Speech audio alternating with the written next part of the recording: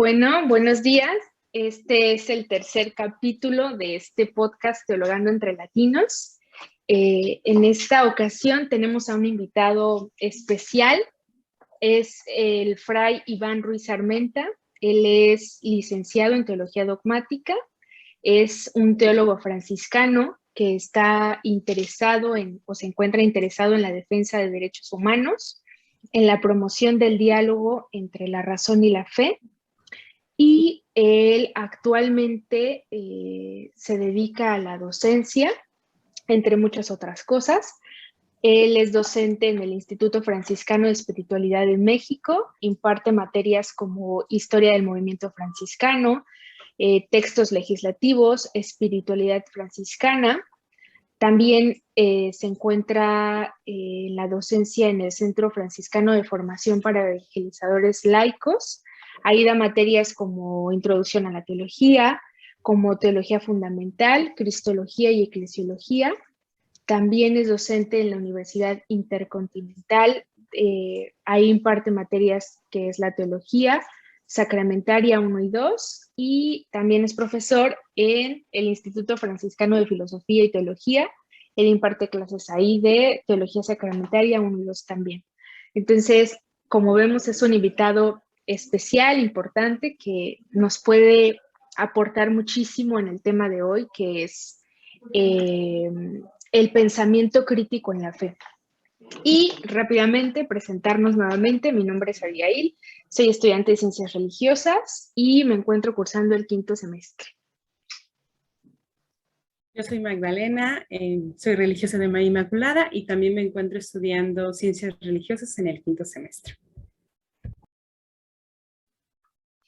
Hola, ¿qué tal? Soy Rafael Hernández, igual estudio Ciencias Religiosas y actualmente también me encuentro en el 5º semestre.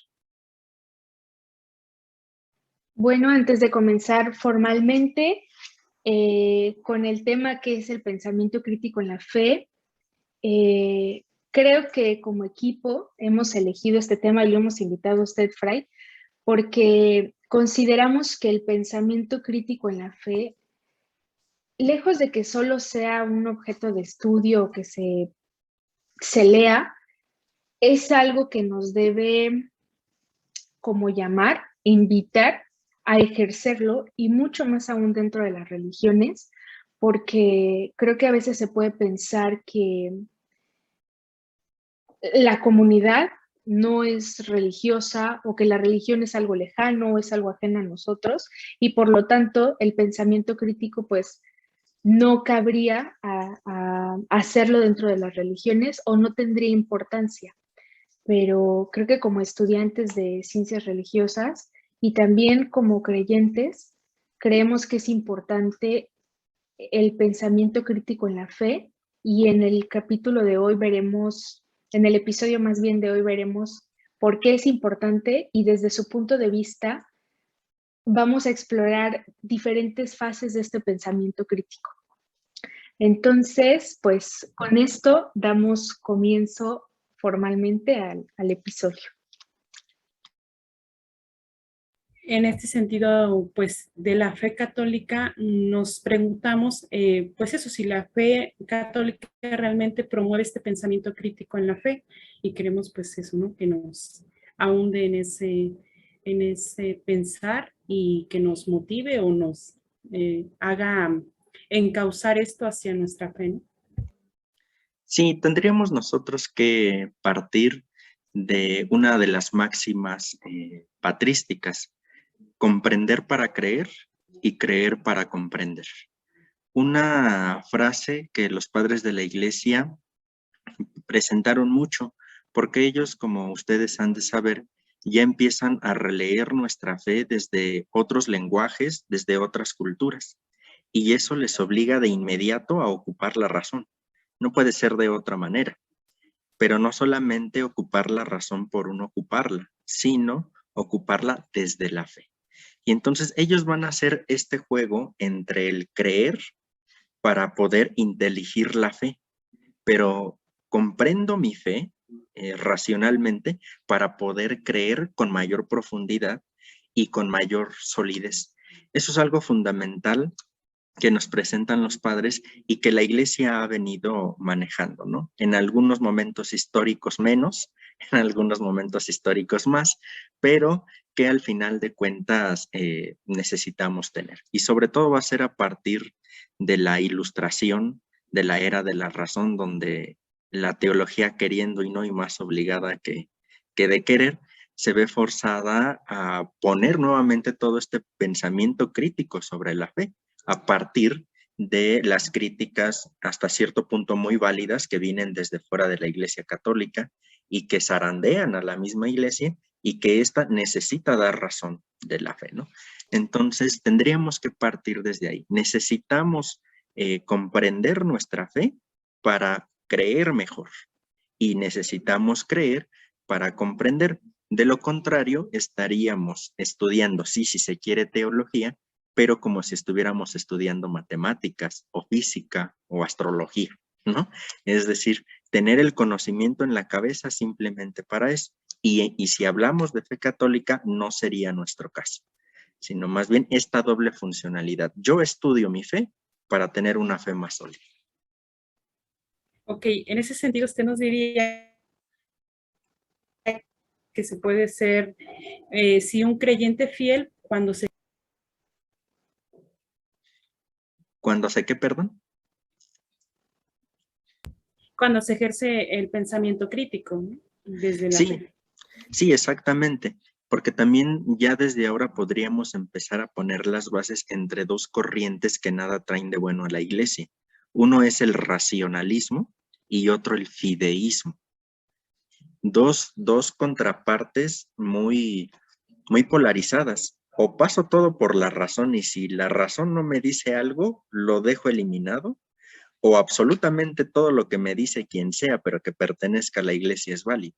Entonces, si se fijan, son dos polos que necesitamos evitar como creyentes.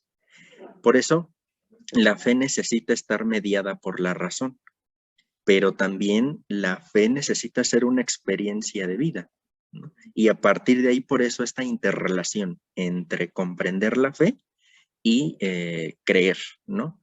Ya si nosotros pensamos con más detenimiento, incluso el método teológico, ¿no? La escucha de la fe, la intelección de la fe y ya en lo contemporáneo, la acción de la fe.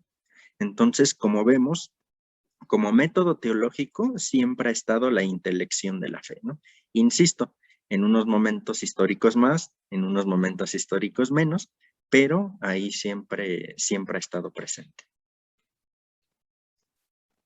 Vemos que pasando a lo largo de esta historia de la iglesia, pues sí hay veces que nos hemos ido tanto para un lado o tanto para otro, pero yo creo que en la actualidad, o usted qué opina, es como este deber de la iglesia educar a los fieles en esta fe que tenga incluido este pensamiento crítico sobre aquello que cree. Definitivamente sí. Pensémoslo en un caso muy concreto y muy pastoral. Cuando nosotros llegamos a una iglesia o a una comunidad que vamos de misiones, etcétera, se forma un grupo. Pensemos en un grupo juvenil. Se forma este grupo juvenil, pero si al grupo juvenil no se le enseña a pensar su fe, no se le enseña a ser independiente, en el momento en el que el religioso, la religiosa o el misionero, el presbítero se vaya de la comunidad, ese grupo se va a perder. Sucede lo mismo con nuestra iglesia en el pensamiento crítico. Si nosotros no formamos, para empezar, si nosotros que estudiamos ciencias religiosas o teología, no nos formamos en un pensamiento crítico, ¿qué le vamos a llevar a quienes vamos a estar enfrente de ellos? Y a su vez ellos, si no asumen todo este pensamiento crítico, entonces podemos caer con mucha tranquilidad en el fideísmo, ¿no? Y piénsese, no sé si ustedes han tenido la experiencia de cuando se acercan a platicar con una persona, sobre todo mayor, cuando sobre un tema un tanto espinoso, podríamos decirlo, y de su palabra siempre sale la condena, siempre sale no es permitido por la iglesia, etcétera, ¿no? Y más allá de si está condenado o no está condenado, permitido o no permitido, cuando se les pregunta el por qué, porque así dice el cura, ¿no? Y entonces Esto cae muy kantianamente en una minoría de edad, donde necesito yo entender, bueno, mejor dicho, donde yo necesito que el otro me diga qué es lo que tengo que creer, cómo es que me tengo que comportar. Por eso, el pensamiento crítico es muy importante en la formación o en la educación de nuestros fieles. Esta educación, podríamos decirlo para nosotros, iglesia e institución, pues obviamente tendría un arma de doble filo.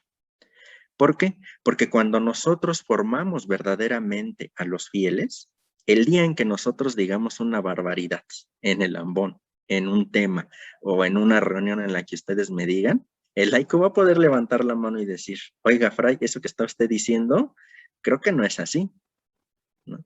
Entonces, también se juega como con este arma de doble filo, ¿no? Entendido hacia la institución. Pero yo estoy totalmente convencido de que necesitamos educar a nuestros fieles en un pensamiento crítico. De lo contrario, nosotros los tendríamos en una especie de minoría de edad, donde, y luego, tan solo con el hecho de preguntarles por qué eres cristiano, no van a saber responder.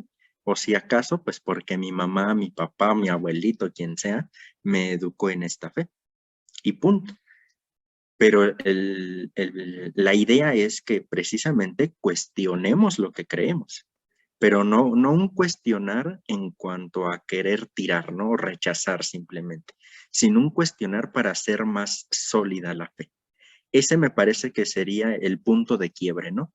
El preguntar, pero un preguntar con qué finalidad, ¿no? Y entonces ahí el pensamiento crítico se presenta como algo sumamente positivo frente a esto. Además de que esta misma crítica que se le va haciendo a la iglesia nace de las mismas circunstancias en las cuales la iglesia se está presentando.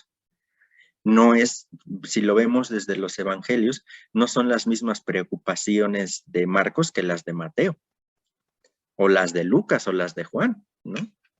Entonces, van respondiendo a las preguntas de su momento, de su contexto, de su tiempo. Si nosotros no tenemos un pensamiento crítico para situarnos en la iglesia y decir, este dogma, esta formulación de la iglesia es correcta porque es de la tradición, pero ahora hemos de entenderla así para una mejor comprensión de nuestra fe. Y viene todo el pensamiento crítico que ha de acompañar la formación de, pues insisto, nuestra formación como estudiantes propiamente de teología y los fieles con los cuales nosotros tengamos contacto.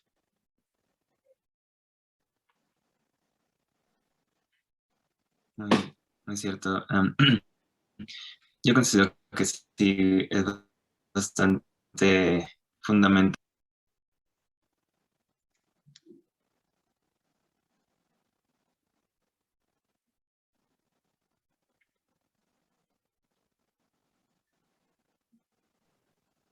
Creo que Rafa tuvo un inconveniente de red. Ya está volviendo. Problemas técnicos de siempre. Problemas técnicos, sí, es inevitable ahora en Sí, estas claro. nuevas formas de comunicarnos y de comunicar que estas cosas sucedan. Definitivamente es algo en lo que también creo que se está trabajando, ¿no? Se está avanzando en el mejorar también en este tipo de plataformas y las redes, ¿no? Sí, exactamente. Creo que Rafa sí tiene un problema de red ahorita. Sí, tiene problemas con su internet. Pues, si quiere, continuamos, Fray. Sí.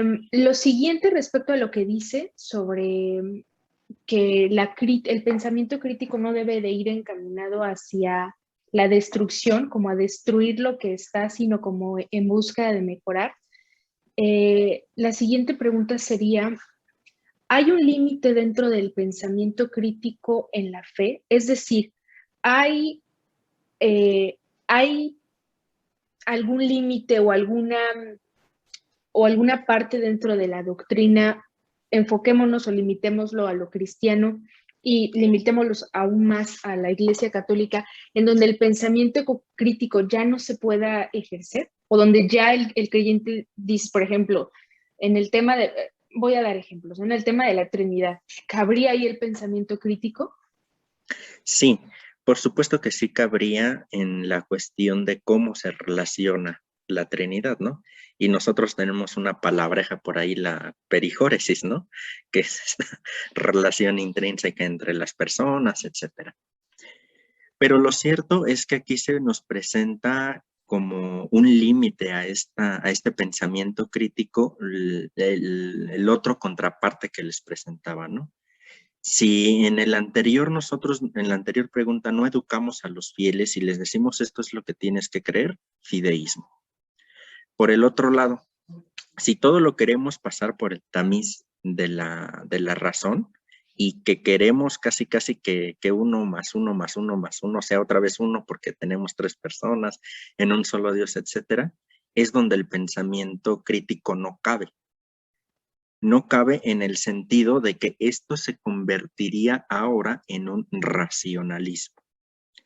Otra parte importante de esta relación o esta polarización, mejor dicho, entre pensamiento crítico y que es el racionalismo o el fideísmo, también debemos de tener en cuenta que lo que estamos estudiando es un misterio, y un misterio con mayúscula, ¿no? Y no entender el misterio precisamente como esto oculto, como algo que está escondido a unos y revelado a otros, porque entonces eso ya no sería nuestro misterio, ¿no? Sino más bien el misterio cristiano significa que hay una parte de divinidad y una parte de humanidad. Ese es el misterio, ¿no? Cómo todo esto se va desarrollando. Ahora, la misma revelación como su objeto material, pues es Dios mismo, que se automanifiesta, pero también tiene un constitutivo subjetivo, y ese somos cada uno de nosotros. Por tanto, se va tratando de, mediante la subjetividad, encontrar la objetividad de nuestra revelación. En ese sentido, tendríamos nosotros, al menos como Iglesia Católica, sí adherirnos a los dogmas, porque es nuestra doctrina y al final lo que nos hace ser uno o una iglesia. La problemática aquí es que se puede interpretar el dogma como algo estático, algo que no cambia, algo que se dijo en una época y que ahora, pues, ¿qué pasó, no? Pensemos en cristología, la unión hipostática. ¿Qué es eso de hipóstasis, no? Cuando incluso el término hipóstasis cambió de términos de un concilio a otro, de significado, ¿no? Pensemos por ahí. Pero entonces, sí tendríamos nosotros este límite, el dogma, pero no como que no puedo pensar más allá del dogma, sino que de repensar el dogma. Porque los dogmas, como son históricos, tienen una transformación de comprensión. La formulación siempre va a estar. Entonces, se va presentando este límite en cuanto a no salirnos de lo doctrinal. Porque cuando nos salimos de lo doctrinal, entonces estaríamos hablando ya de una herejía. Y entonces esto ya no tendría nada que ver en sentido estricto con el pensamiento crítico, al menos desde el punto de vista católico, ¿no? Nuestro límite es el dogma. Pero límite, a mí me gusta pensar el límite del dogma. Ustedes ven en las carreteras cuando están casi en el voladero de las montañas, ¿no? Y ya hay en algunos de estos límites, estas barreritas, no sé cómo se llamen, ¿no? Pero están estos. Y eso es nuestro límite para no salirnos. ¿Y qué es lo que pasa? En el fondo, este límite nos está protegiendo de matarnos. Nos está protegiendo de desbarrancarnos, de irnos. Sucede lo mismo con el dogma. Es un límite sano. Un límite que significa que dentro de esto podemos reflexionar. Es decir, regresando a tu ejemplo de la Trinidad, que es, me parece, como el más complicado en esto de la crítica, ¿no? Porque pues 1 más 1 más 1 pues da 3, pero dicen que es un solo Dios, etcétera, ¿no? Entonces, situarnos en este contexto y ese es nuestro dogma y no podemos salirnos de ahí. Pero entonces el pensamiento crítico entra y cómo se relacionan las personas y cómo es posible este dogma, pero desde la razón, porque si no entonces regresamos al fideísmo. Pues dice el cura que es un solo Dios en 3 personas, yo no sé cómo es eso, pero pues la iglesia lo dice, hay que creer. Y entonces el pensamiento crítico entra precisamente en una comprensión de nuestro dogma trinitario. Y creo que ahí cabría agregar, no sé si usted esté de acuerdo o no, creo yo que cuando no existe este pensamiento crítico, se podría pensar que el pensamiento crítico, creo yo incorrectamente, le hace algún daño a la iglesia o le hace algún daño a la doctrina. Pero con lo que usted nos comenta, creo que es todo lo contrario. Y creo que en la historia de la misma iglesia lo hemos visto a través de los concilios, que el pensamiento crítico dentro de la iglesia no la ha estancado y no la ha herido, sino que es todo lo contrario, ha permitido que crezca y que también en la iglesia haya esta sana relación entre la razón y la fe, como usted decía, no irme al extremo de que todo con la fe, sin dar razón de lo que se cree, ni tampoco irnos al extremo, que creo que está muy de moda, porque yo lo escucho constantemente en diferentes podcasts, de querer acceder a la religión, sea cual sea la religión, desde la razón. O sea, es que no hay manera de acceder 100% por la razón a una religión porque la destruyes, la dejas en nada. Entonces, también creo que el pensamiento crítico habría de aplicarse a saber aproximarnos a las diferentes ciencias correctamente. Y una de las formas correctas, creo yo, de aproximarnos a las religiones, en este caso limitémonos a la religión católica, desde estas dos facetas, desde la razón y desde la fe, y aplicando el pensamiento crítico, fortalecerla y hacerla crecer, en lugar de ese pensamiento, creo yo, incorrecto de que el pensamiento crítico afecta o hiere a la iglesia. Sí, por supuesto. Además de que te digo, históricamente la iglesia, también hay que decirlo, sufrió, ¿no? Sufrió con este pensamiento crítico, porque podríamos incluso pensar, a su vez, valga la redundancia, pensar este pensamiento crítico incluso desde una doble vertiente, ad intra de la iglesia y ad extra, ¿no?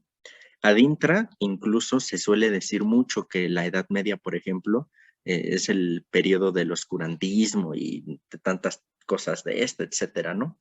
Pero es justo en la Edad Media donde van a surgir las universidades, anexas a las catedrales, ¿no? Y entonces de ahí vendrá toda la evolución académica, podríamos decirlo. Y justo en ese periodo es donde más se razona la fe, la escolástica. Si nosotros leemos un tratado escolástico, híjole, es así como de, pues pásame mejor otra cosa o tradúcemelo, porque incluso habla con palabrejas muy raras y está en latín, ¿no? Para empezar. Entonces, está todo esto. Y entonces viene la época de la razón, la ilustración, Kant, ¿no? Y todos estos movimientos, y ahora viene un pensamiento crítico desde fuera hacia la iglesia. Y pensemos, por ejemplo, en los maestros de la sospecha, ¿no? Feuerbach, Marx, Freud, Nietzsche, que le hicieron críticas muy fuertes a la iglesia y que la zarandearon. Y que este pensamiento crítico viene desde fuera. Y hay que decirlo, intentaron tumbar la religión. Y bueno, ya mucho se ha dicho de esto, que si hablamos de una era posreligiosa, un regreso de lo religioso, etcétera, otros tantos temas. Pero lo cierto es que esta crítica vino desde fuera y más con las intenciones de destruir que de construir la formulación de la fe. Pero después va a venir y a esta actitud la iglesia va a ser integrista, ¿no? Me retraigo y el dogma por el dogma y no importa y esto es lo que hay que creer y punto y punto.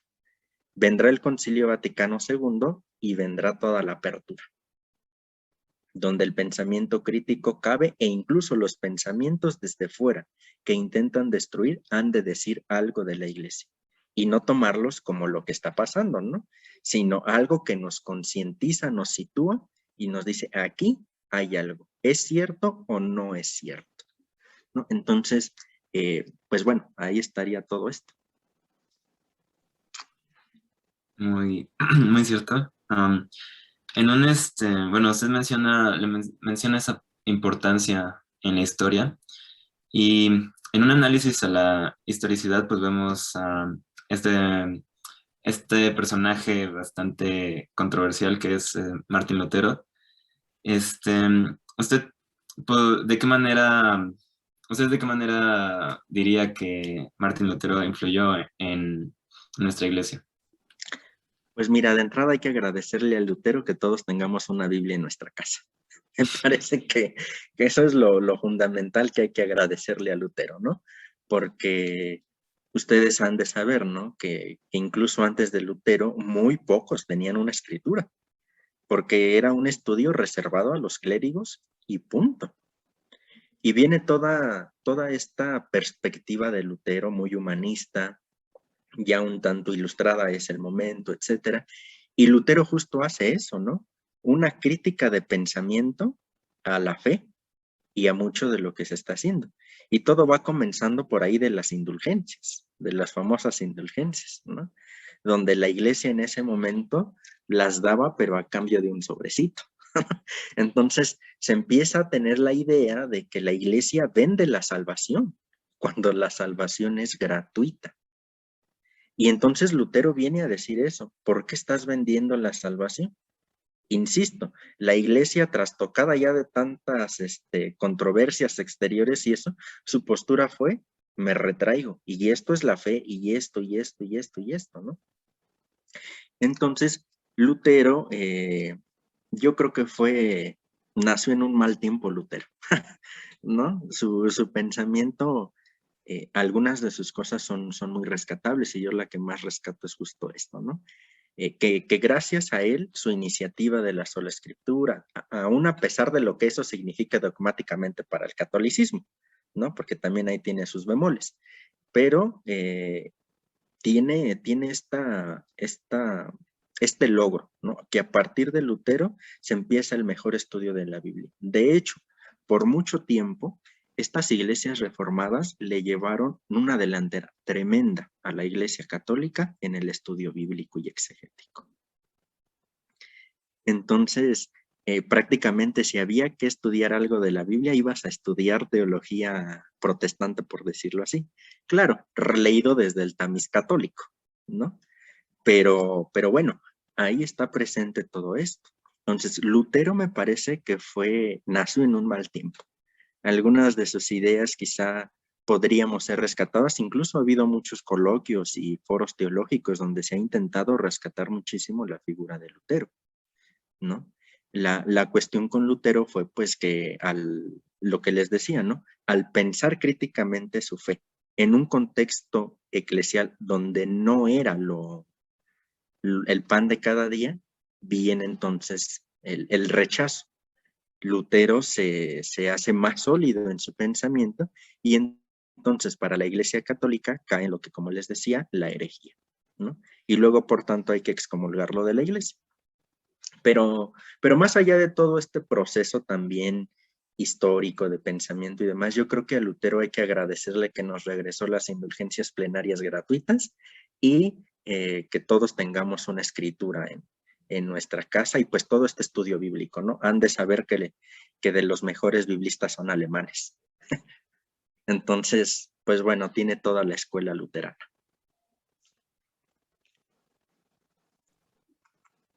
Cierto. Sí, indudablemente, pues Martín Lutero tiene un gran peso en esta parte. Y me llama la atención, como usted menciona, que pues el problema es cuando pues se hace fuera del contexto. Ahí siempre va a haber, pues hay circunstancias que no van a acomodarse como se espera. En ese punto, ¿qué relevancia podría decirnos que tiene el pensamiento crítico en un creyente fundamentalista? Aquí con los creyentes fundamentalistas, a veces o casi siempre es complicado hablar, porque el fundamentalista, con todo respeto se ha dicho para ellos, ¿no? Es esto y de aquí no me sacas. Y entonces aquí viene todo un problema porque a la hora de, en este fundamentalismo no cabe el pensamiento crítico. Y entonces el fundamentalismo, en su muy excesivo, se convierte en un fideísmo, ¿no? Y entonces ahora, esto que tú estás diciendo, fundamentalo. Y en la escritura, y en esto, y en el otro. Y entonces no cabe el pensamiento crítico en ellos. Por eso es difícil en mucho sentido tener un diálogo en este aspecto con los fundamentalistas, ¿no? Y bueno, eso lo sabemos, no solo en teología. En todo el aspecto de la vida, un fundamentalista es: aquí estoy sentado y de aquí no me mueve nadie por nada. Entonces, el pensamiento crítico debería precisamente desde como lo estamos viendo ahora, de evitar el fundamentalismo. Pensemos, ¿no? En la escritura se piensa que la tierra es plana y por mucho tiempo se pensó que era plana y ahora ya, ¿quién se atreve a decir que la tierra es plana? ¿No? Y es parte Todavía hay, bueno. todavía hay, pero sí hay Okay. algunos. No me he encontrado, fíjate. Bueno, como sea. La neta. Entonces, pues ahí los bemoles del fundamentalismo, ¿no? Por eso es importante, regresando a una de las preguntas anteriores, es importante formar a los fieles en el pensamiento crítico, o una fe con pensamiento crítico. Una fe capaz de decir, ¿por qué yo creo esto? Y en el por qué yo creo esto, dar una respuesta sólida, ¿no? Y que la razón para nada, se pelea, igual lo decimos un tanto muy romántico, con el corazón, con el sentir, ¿no? Porque la fe parte de una experiencia personal. Siempre va a partir de una experiencia personal entre el fiel y Dios, ¿no? Ya hasta un segundo momento vendrá la intelección de la fe, pero primero es esa experiencia. Y ante esto que menciona, o sea, que platicamos sobre el fundamentalismo, creo que precisamente está este riesgo de, aunque puedas dar razón desde la Biblia, porque yo no sé si sea el único caso, no creo que todos nos hemos encontrado con este caso, los que estamos en esta llamada, de personas que argumentan su fe desde la Biblia, pero en nuestra carrera hemos visto también que existe este tipo de bibliolatría en el que ya estás como idolatrando al libro en sí, no al contenido. Entonces, precisamente no te mueves por ejemplo, un versículo, porque así es el versículo, pero el problema desde esta bibliolatría es como descontextualizar lo que está escrito en la escritura, y cuando quitas el contexto de lo que está escrito, hay muchos riesgos y es peligroso. Lo hemos visto no solamente para el individuo, sino para la sociedad, porque cuando se entiende incorrectamente la escritura, las creencias, puede inclusive ser peligroso. Y con eso me voy a la siguiente pregunta, que es, ¿cuáles son los riesgos de una creencia infundada o asumida de manera acrítica?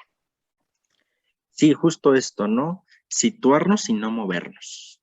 Y la fe, por esencia, es dinámica, porque la fe es la respuesta afirmativa que hace el hombre a la revelación de Dios. Ya cuando nosotros hablamos de esto, es una respuesta, ya es una acción, responder, y es una respuesta activa. Cuando nosotros no realizamos esto, entonces nos corremos el riesgo de estar pensando nuestra doctrina no fundada. Y ojo, no porque nuestra doctrina no esté fundada, sino porque yo no sé el fundamento de esa doctrina. Y puesto que no sé el fundamento de esto que se dice, cuando vienen y me dicen, es que esto puede ser leído desde esto, por esto y esto, como no conozco el fundamento, no puedo quitarle lo que se le puede quitar, ¿no? Hablamos, por ejemplo, de esencia y contingencia, si se quiere expresar con estos términos, ¿no? Lo esencial de la fe y lo contingente, lo que puede ser cambiado, pero que siempre necesita estar protegido el dogma, ¿no? Entonces hablamos del dogma como contenido y de las formulaciones dogmáticas, que ya son los enunciados dogmáticos que guardan nuestra fe. Cuando nosotros no tenemos una fe fundada, entonces corremos ese riesgo, ¿no? De ni siquiera saber en qué estamos creyendo. Entonces ahí el problema de esto infundado o asumido de manera crítica. Y a propósito del comentario que mencionas tú de la biblioidolatría, bueno, se me traba la lengua, pensemos todos estos pasajes evangélicos, ¿no? Que queremos aplicar al pie de la letra, pero se nos olvida, por ejemplo, que si tu mano es ocasión de pecado, córtatela. Y entonces, pues hay que apoyar al bronco, ¿no? Que decía que al ratero hay que cortarle la mano, ¿no? Porque si es bíblico, es evangélico, el mismo Jesús lo dijo. Entonces, vamos haciendo la escritura a nuestro modo y con ello la fe. Y ese es otro de los riesgos de tener una fe infundada, ir haciendo la fe a nuestro modo.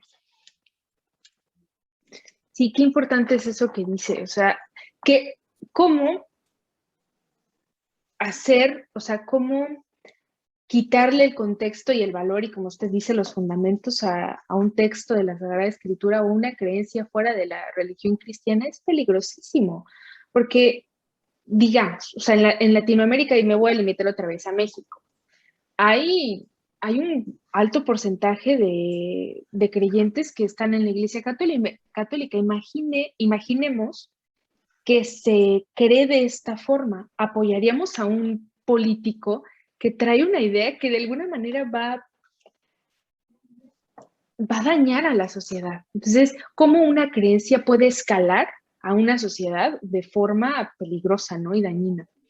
Y a eso quisiera preguntarle cuál es su opinión sobre esta afirmación que se dice que el pensamiento crítico es el motor fundamental para la especie humana y la fe. ¿Qué opina de esto?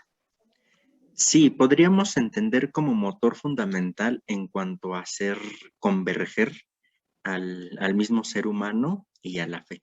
Insisto, la fe ya cuando nosotros decimos fe necesitamos hablar de antropología, porque el que cree es el hombre, ¿no? Entonces ya de entrada ahí hay una relación intrínseca entre el ser humano y la fe. Ahora, la cuestión está en cómo realmente se da esta relación entre el hombre y la fe, o mejor dicho, cómo el hombre expresa su fe. Y entonces aquí habría, regresando al punto, que tener siempre presente el pensamiento crítico, porque de lo contrario aquí me parece que es donde más claro queda que si no es el motor fundamental entre el hombre y el hombre que cree o el hombre fe, etcétera, se cae o en el fideísmo o en el racionalismo. Entonces, motor fundamental en cuanto al creyente que de verdad se quiere preparar en su fe. Ha de ser el motor, ¿no? Porque también no estudiamos teología nada más porque no tenemos que hacer, ¿no? Sino porque al final queremos aprender más sobre es un existenciario la fe. O sea, parte de un existenciario, ¿no? Y vuelvo a lo mismo. Creemos a partir de un encuentro. Sin este encuentro, no creemos.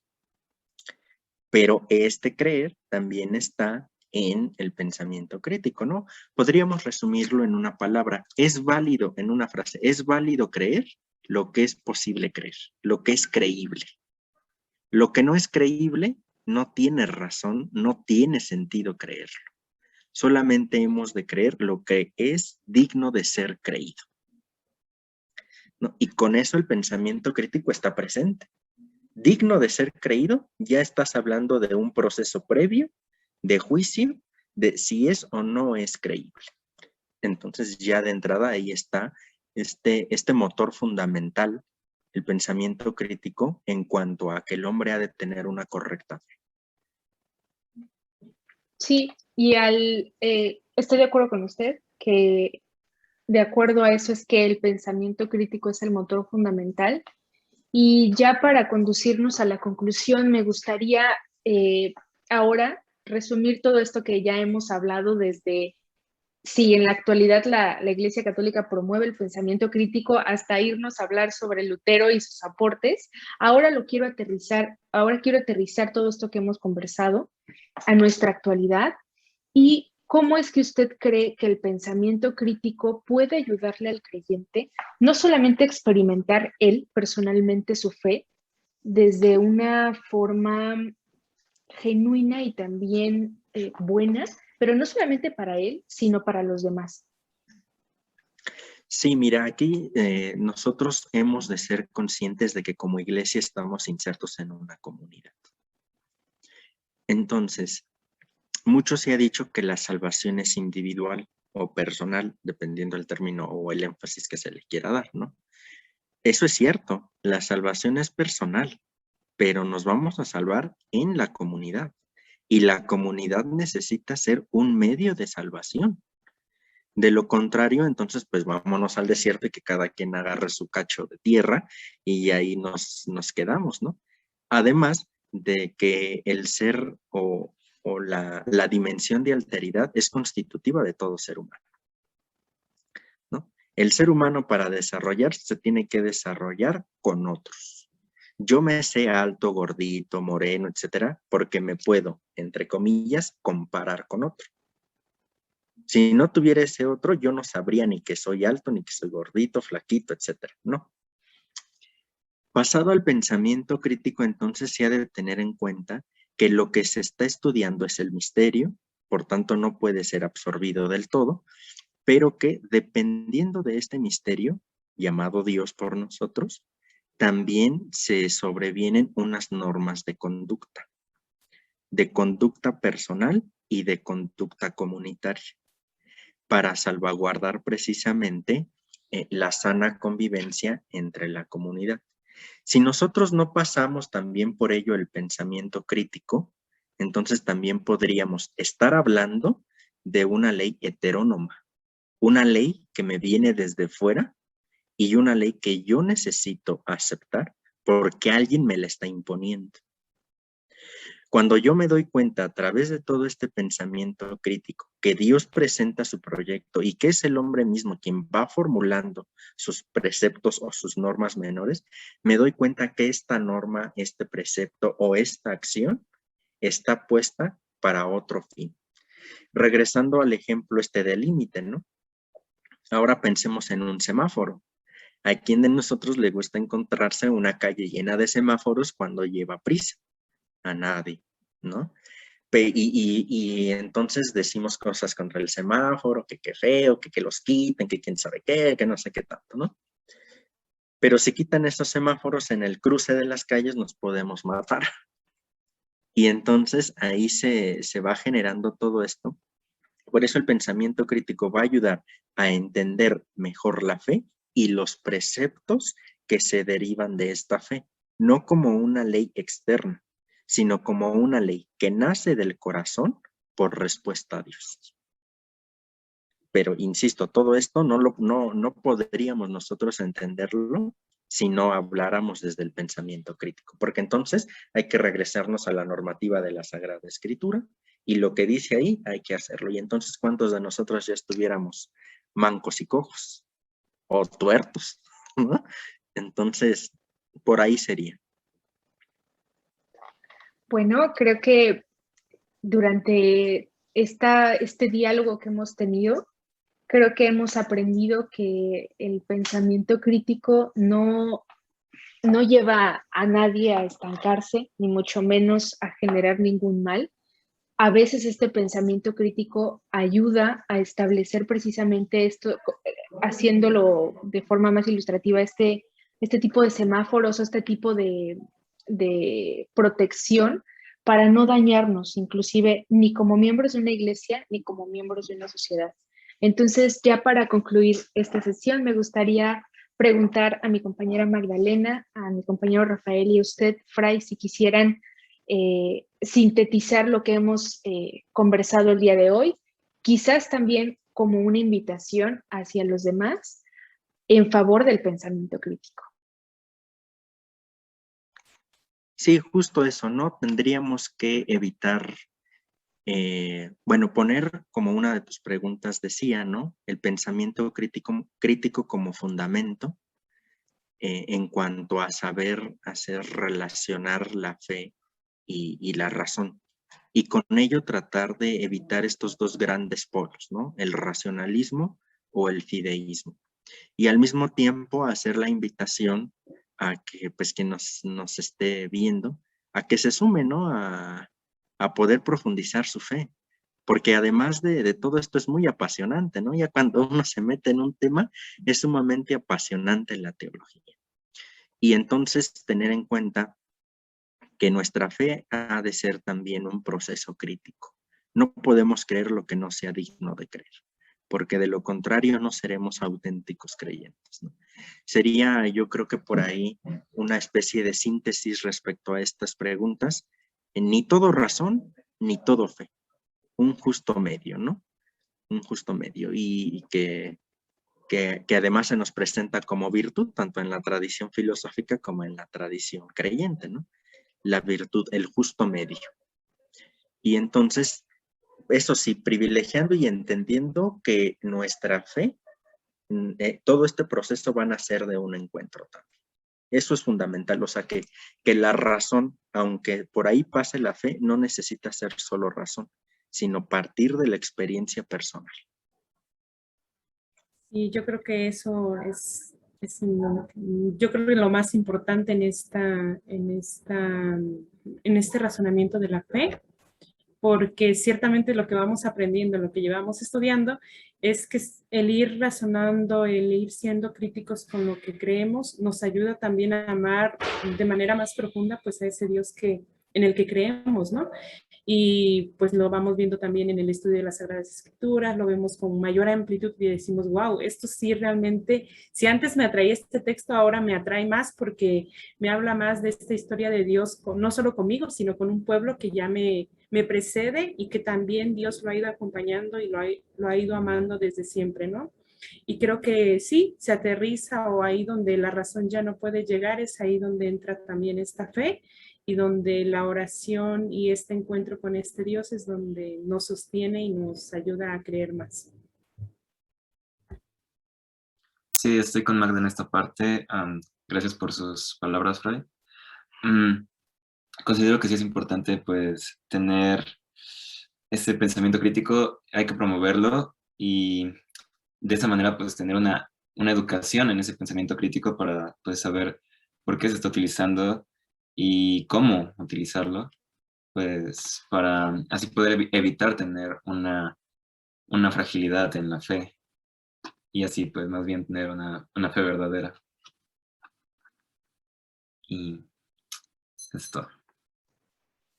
Gracias, Rafa, Magda, Fray. Creo que efectivamente es importantísimo el pensamiento crítico en la actualidad. Creo que invito a quien sea que vea este capítulo, este tercer capítulo de nuestro podcast, a que ejerza el pensamiento crítico dentro de su fe y también una invitación a que cada día se pueda entender un poquito más que el estudio de la teología no solamente es el estudio, como decía usted, Fray, desde esta parte de la fe, sino que nosotros como estudiantes de ciencias religiosas o de teología estudiamos las creencias a partir de la fe y a partir de la razón.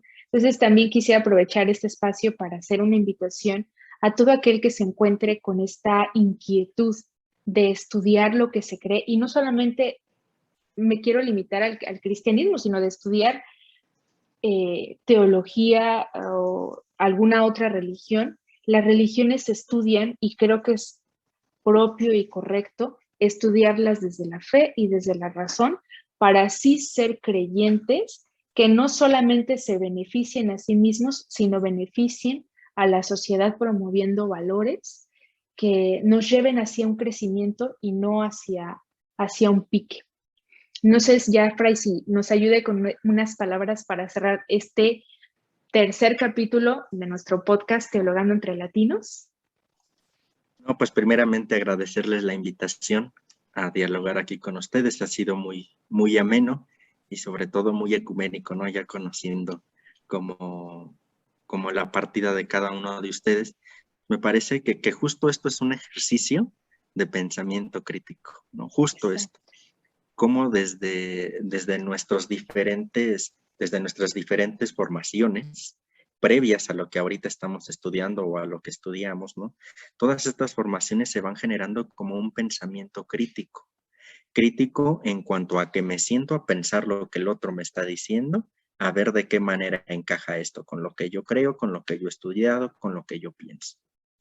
Y entonces, pues, seguir haciendo esta invitación, ¿no? A que sigan este podcast, porque pues además está muy, muy interesante que se puedan unir frecuentemente a este podcast y seguirlos invitando, ¿no? También a profundizar su fe. Si no profundizamos nuestra fe, es más seguro que por ahí se acabe nuestra iglesia que porque nos supriman o algo por el estilo, ¿no? Entonces, una invitación a seguir pensando nuestra fe. Bueno, muchas gracias, Fray. Excelente invitación. Entonces, ya todos invitados, no podemos entonces hacer oídos sordos y si los hacemos, ya lo hacemos bajo nuestra propia responsabilidad. Muchas gracias por acompañarnos, Fray, Rafa, Magda. Nos vemos en el 4º capítulo de Teologando entre Latinos. Muchas gracias. Muchas gracias. Pase bien.